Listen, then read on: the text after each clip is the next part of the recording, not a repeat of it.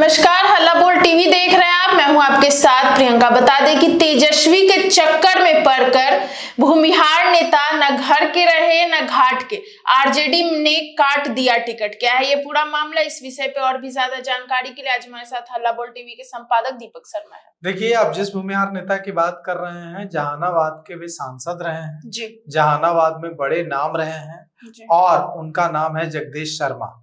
जगदीश शर्मा के बेटे राहुल शर्मा को 2 दिन पहले ही शामिल कराया तेजस्वी यादव ने राष्ट्रीय जनता दल में जी। और शामिल कराने के बाद यह एकदम साफ था कि राहुल शर्मा घोसी से टिकट पाएंगे और घोसी से आरजेडी के कैंडिडेट होंगे जी।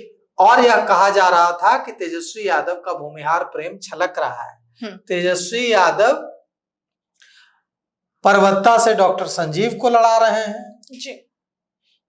तेजस्वी यादव घोसी से लड़ा रहे हैं राहुल शर्मा को और तेजस्वी यादव कई भूमिहार नेताओं को लड़ा रहे हैं। लेकिन हुआ क्या? हुआ यह कि अब यह भी खबर आ रही थी कि सूरज भान की पत्नी अनंत सिंह के खिलाफ मोकामा से आरजेडी के टिकट पर चुनाव लड़ेंगे जी। लेकिन अभी तक सूरज भान शामिल नहीं हुए जी। अब फिर आते हैं घोसी पर जी। कि जगदीश शर्मा के बेटे राहुल शर्मा राष्ट्रीय जनता दल में शामिल कराए गए जी। उन्होंने जोश जोश में आकर राहुल शर्मा ने जोश जोश में आकर तेजस्वी यादव की तारीफों के पुल बांध दिए जी। कहा कि तेजस्वी यादव के साथ पूरा सवर्ण समाज खड़ा है, अगड़ी जातियां खड़ी हैं, भूमिहार भी खड़े हैं। इसलिए खड़े हैं क्योंकि उन्होंने कहा है कि नौकरी देंगे जी। और बेरोजगारी तो ऐसा नहीं है कि सिर्फ पिछड़ी जातियों और दलितों में है, बेरोजगारी तो भूमिहारों में भी है, बेरोजगारी तो अगड़ी जातियों में भी है जी। तो इसलिए पूरी अगड़ी जाति का युवा खड़ा है तेजस्वी यादव के साथ।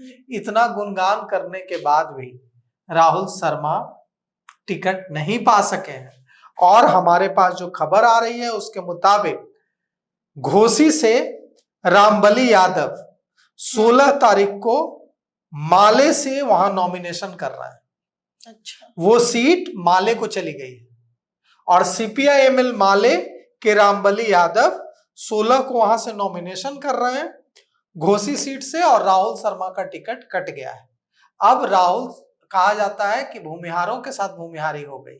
बिल्कुल यही बात हो गई ना कि भूमिहारों को बहुत तेज माना जाता है दिमागी रूप से। कहा जाता है कि वे बहुत शार्प होते हैं, लेकिन यहाँ तो जगदीश शर्मा के बेटे राहुल शर्मा को ठग लिया तेजस्वी यादव ने। 2 दिन पहले शामिल कराया और शामिल कराने के बाद वो सीट चली गई है माले को शेयरिंग में और वहां से रामबली यादव नॉमिनेशन कर रहे हैं 16 तारीख को। राहुल शर्मा का अब क्या होगा? बिल्कुल।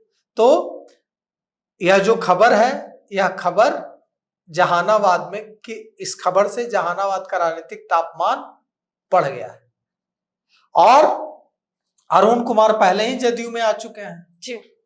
तो कुल मिलाकर के यह हालत है कि अब शायद राहुल शर्मा को निर्दलीय चुनाव लड़ना पड़े अगर वे अड़ जाएंगे कि नहीं घोसी से ही लड़, क्योंकि घोसी उनकी पारिवारिक सीट रही है। एक समय तो कहा जाता था कि घोसी सीट जगदीश शर्मा की केवाला सीट है, वे जिसे चाहेंगे उसे जिताएंगे घोसी से, लेकिन राहुल शर्मा चुनाव हार गए और गढ़ टूट गया तो वहां से रामबली यादव जीत गए।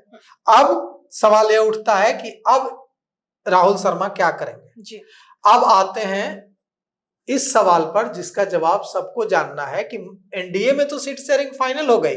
101 भारतीय जनता पार्टी, 101 जनता दल यूनाइटेड, 29 चिराग पासवान की पार्टी, लोजपा रामविलास, 6 जीतन राम मांझी की पार्टी और 6 उपेंद्र कुशवाहा की पार्टी जी। लेकिन महागठबंधन में कब सीट शेयरिंग फाइनल होगी जी? मुकेश सहनी यह कहकर दिल्ली उड़ गए हैं कि महागठबंधन बीमार है, दिल्ली में अच्छे डॉक्टर हैं, इलाज कराने जा रहे हैं जी। अब सवाल यह उठता है कि मुकेश सहनी तो चले गए हैं लेकिन मुकेश सहनी क्या चाह रहे हैं जो उन्हें नहीं मिल पा रहा है और वो कह रहे हैं कि महागठबंधन बीमार हो गया है जी।